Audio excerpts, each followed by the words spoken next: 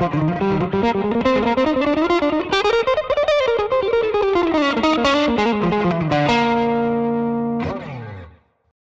want to talk today about carrying the torch. Now, there's a lot of times where I talk on this channel about the death of music, and I talk about, that there is not artists to replace the artists that are passing. It's kind of like an extinction event. When Elvis dies, there is no Elvis after him. When Prince dies, there is no Prince to come along and take his place. When Marvin Gaye is gone, there's no one stepping in his place and filling those huge shoes that these artists have. And the same thing could be said for the great jazz artists of the past. And man, I think a lot of us can relate to that, seeing today's music and thinking, man, it doesn't add up. And that might be what we would say, old guy, yelling at the clouds, get off my lawn, in my day, and and all this kind of stuff. And man, for the most part, I think a lot of that is true, though. I don't see the modern day artists that are getting to the top echelon of artists, the things that kids generally are listening to these days. I don't think matches up. I don't think Greta Van Fleet is 1/10 or 1/100th of what Led Zeppelin was. And, the same could be said for a lot of other bands out there. There's nobody to replace bands when they go away. So it can be a very, very sad thing to realize that your kids, and I have a young kid, and, I can remember, trying to find music. Look, pop music these days, it's not safe, man.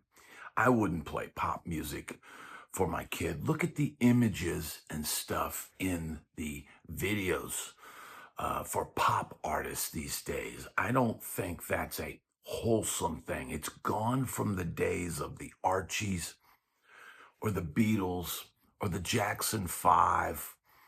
It's gone. It's been taken over. It's corporate. It's like the seed oils of music, right? We know that the food supply, and seed oils and things like that. It's not like eating something straight off the organic farm. Let's just put it that way.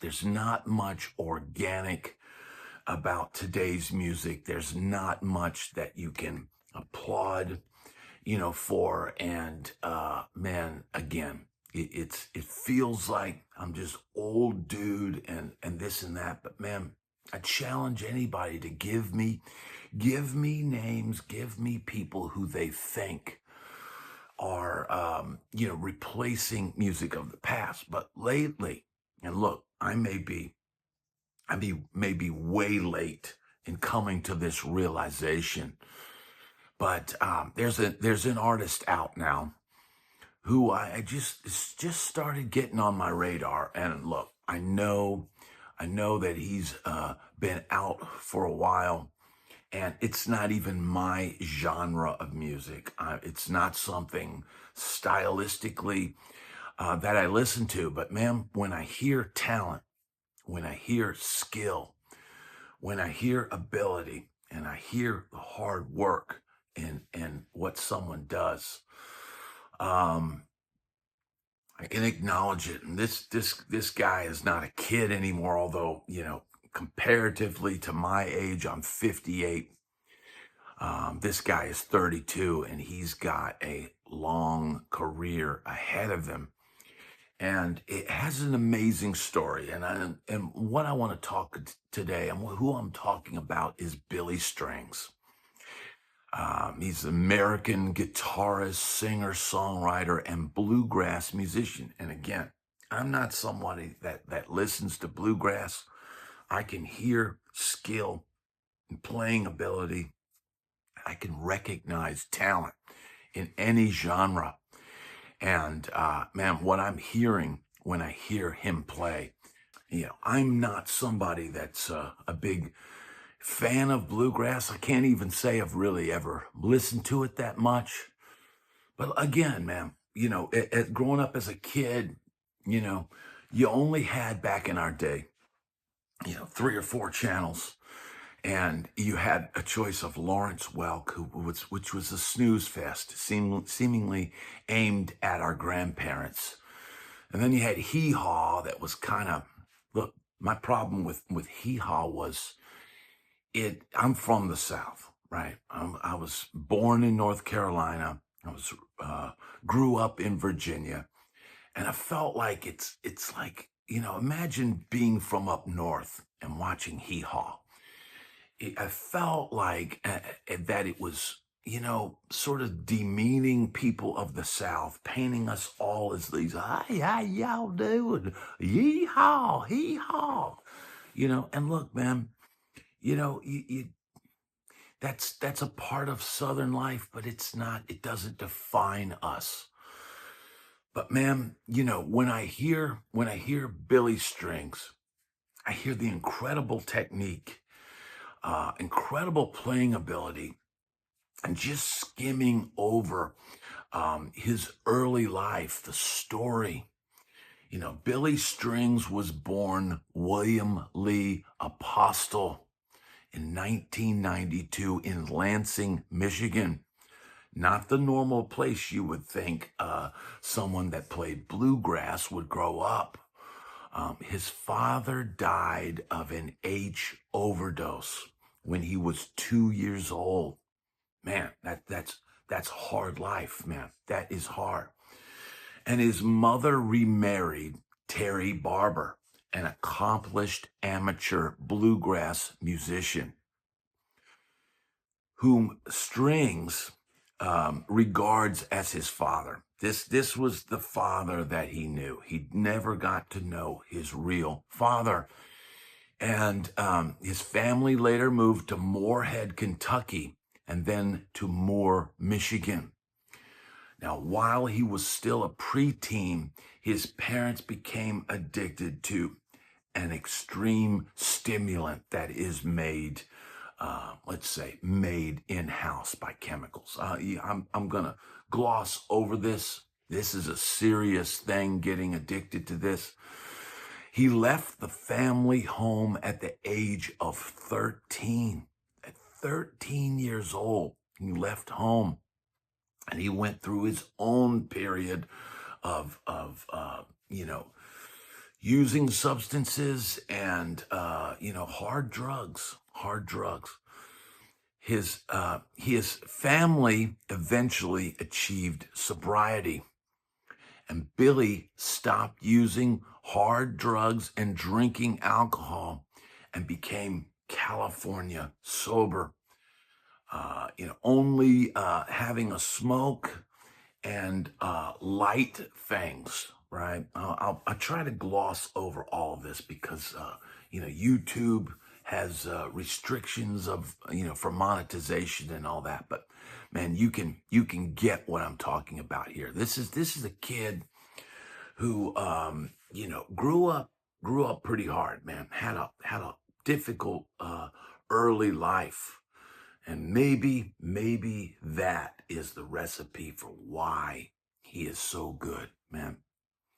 You don't hear too many Nepo babies, kids that grow up of, privilege or wealth, or the sons of rock stars or whatever, that grow up to have the amazing technique of Billy Strings. Now, I think Billy Strings is someone that, started with his parents. He talked about at 4 and 5 years old, his father teaching him songs and stuff, and learning about music and hearing it, hearing he talks about musicians coming over to the house and they would just break out into a jam.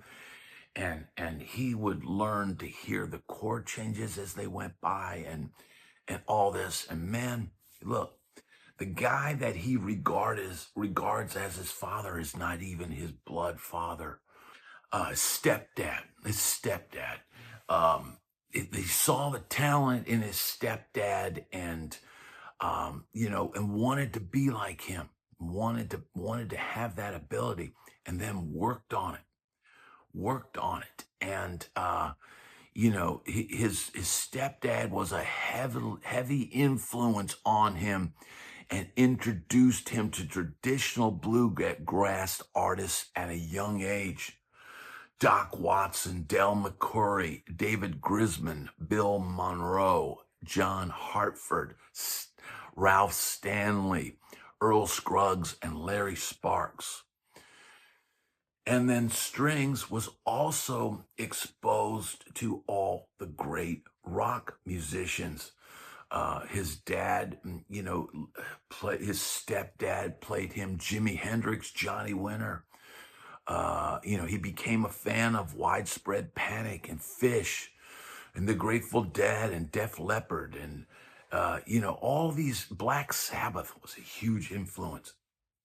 And so, I'm starting these Billy String clips, and it started with the Rick Beato interview, watching that and hearing him play and hearing his ability and describe his childhood. He doesn't talk about the dark era of what he endured when his parents were, going through their issues. But what he does remember is the great talent and learning from his stepdad, a skill that has carried him now to what I consider the top of the list.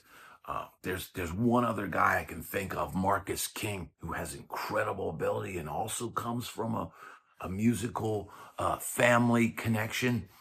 And man, this is an incredible story, and it's no wonder that he developed such incredible talent. Look, man, there's something about coming from desperation. There's something about coming out of addiction. There's something about coming out of hardship and developing talent. And that desperation that you have, that sticks with you your whole life.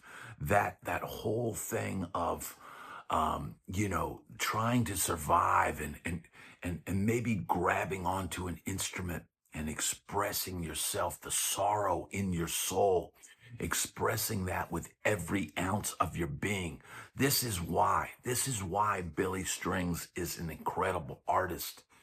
And now his parents are sober, and he's made an album with his stepdad, or his, what he calls his dad.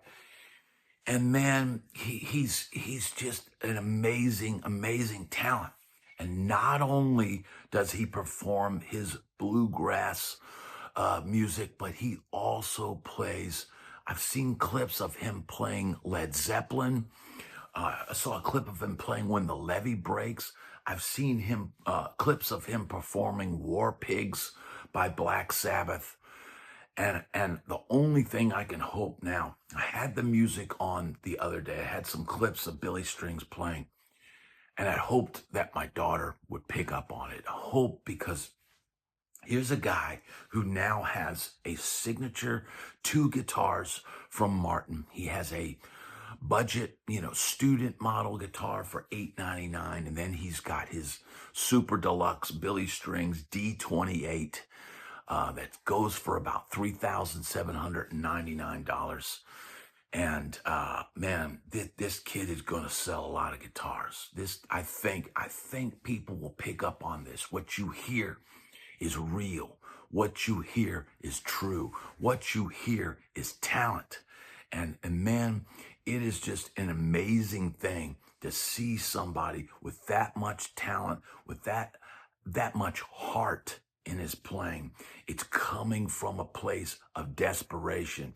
And perhaps many kids today have it far too easy. that, that's why their talent level and the desperation in their playing is not there. I think you have to have some hardship in order to be a great blues musician or bluegrass musician or rock musician or something. You've got to claw and dig your way out of the gutter if you want to be an amazing talent. And it looks and sounds like Billy Strings has done exactly that. And man, he is somebody that his talent is just a huge shining star.